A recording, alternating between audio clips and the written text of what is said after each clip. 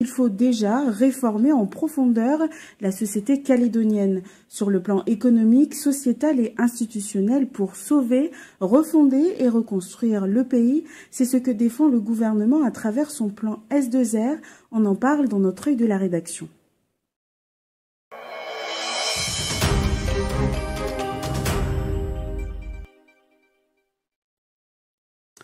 C'est l'objectif ambitieux affiché par le gouvernement en présentant la synthèse des 3 jours d'échanges et de discussions entre les acteurs politiques, économiques et la société civile concernant le plan S2R. De quoi est composée cette synthèse du plan de sauvetage, de refondation et de reconstruction?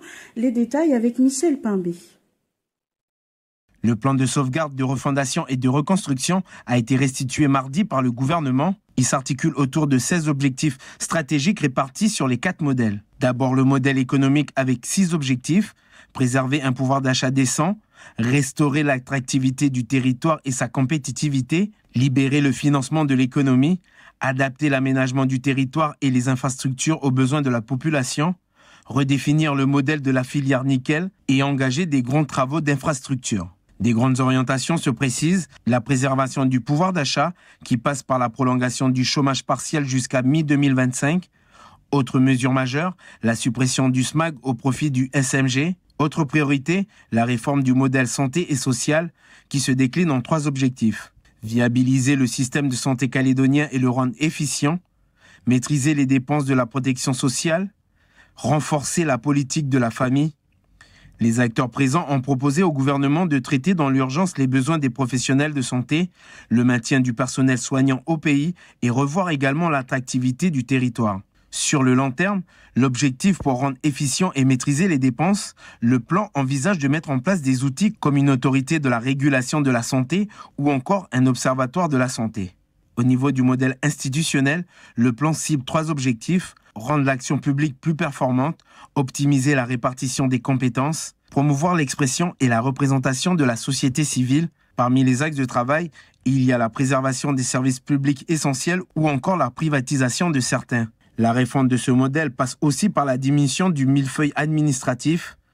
La refonte du modèle sociétal, quant à elle, a 4 objectifs. Construire une identité basée sur des valeurs et des pratiques communes et partagées, renforcées par un sentiment d'appartenance à la Nouvelle-Calédonie, adapter l'éducation, la formation et l'insertion au contexte contemporain, protéger et mettre en valeur les ressources naturelles, prévenir et s'adapter au changement climatique. Un des sujets qui a généré beaucoup de débats, la place de la jeunesse au sein du plan. Selon les acteurs présents, elle n'est pas assez considérée. Dans ce projet de réforme du gouvernement prévu sur 3 ans, l'ensemble des acteurs ont prôné la notion du vivre ensemble né des accords.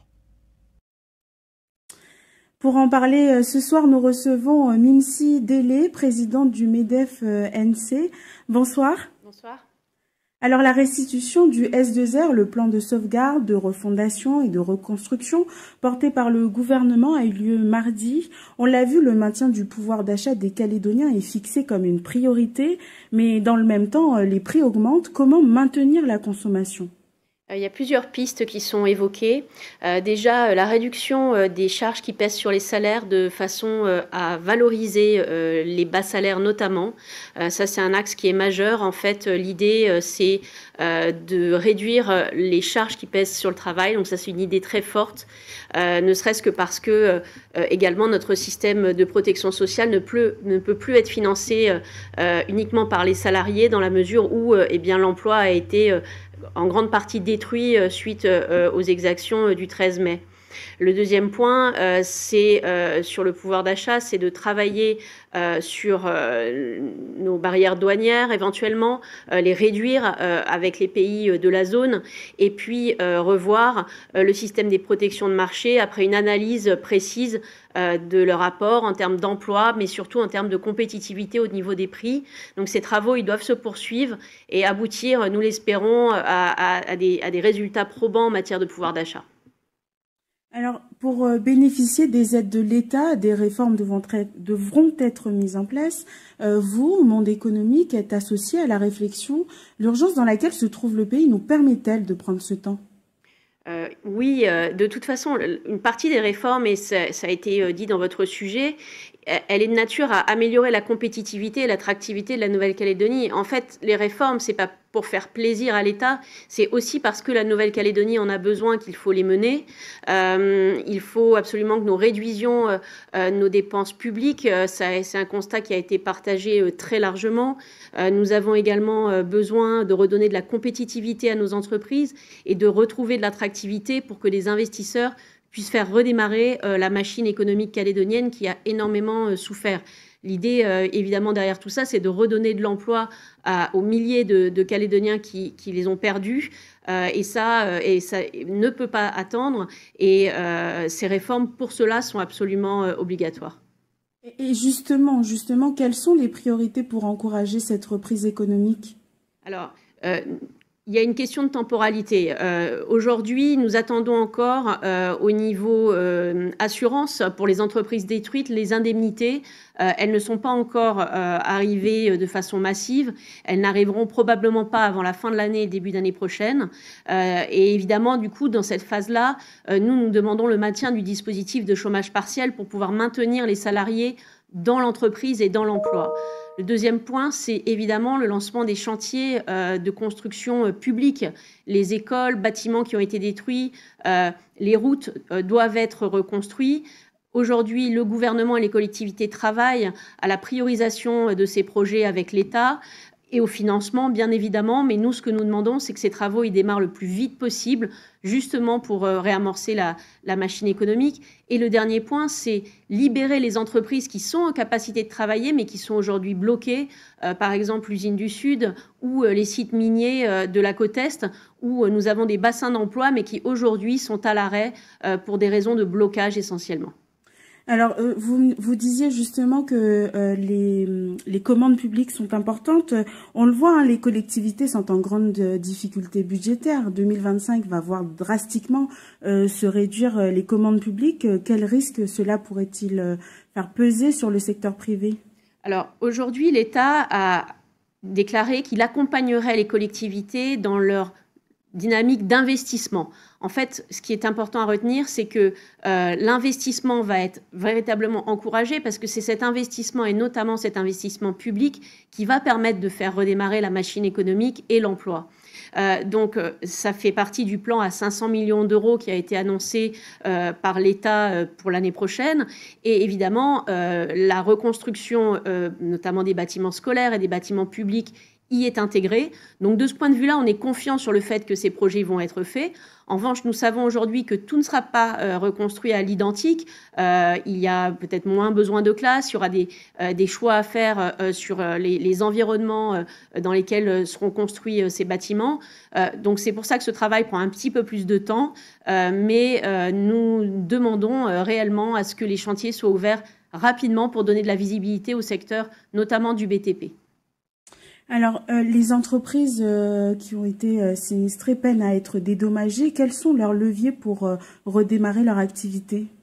Aujourd'hui, c'est très compliqué pour un grand nombre d'entreprises. Je le disais, elles ont utilisé à aujourd'hui quasiment tous les leviers qui leur étaient accessibles, mais ces leviers, eh bien, ils ont une fin puisque notamment, par exemple, les reports d'échéances bancaires qui ont été beaucoup utilisés ont une durée limite, hein, grosso modo c'est 6 mois maximum.